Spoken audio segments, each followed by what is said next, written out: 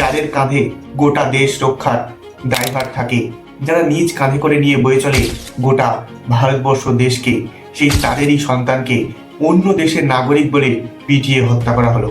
ঘটনাটি ঘটেছে উত্তরাখণ্ডের দেহরাদুনে। জানা যায় এক ভারতীয় সেনার জওয়ানের ছেলে, নাম তার অ্যাঞ্জেল চাকমা। দেহের গড়ন দেখলে মনে হয় চীনা দেশের। এই দেহের গড়নই তার মৃত্যুর জন্য কাল হয়ে দাঁড়ালো। জানা যায় 10ই ডিসেম্বর নাগাদ দেহরাদুনের একটি মার্কেটে গিয়েছিল সে ও তার ছোট ভাই বাজার করতে, কিন্তু সেখানে গিয়ে কিছু উগ্রপন্থীদের সম্মুখীন হয় তারা এই যুবককে চীনা নাগরিক বলে দাগিয়ে দিতে থাকেন। শিক্ষিত যুবক প্রতিবাদে গর্জে ওঠেন এই উগ্রপন্থীদের বিরুদ্ধে, কিন্তু উগ্রপন্থীদের হাতে থাকা ধারালো অস্ত্র তার পেটে ও পিঠে আঘাত হানে জোরালোভাবে।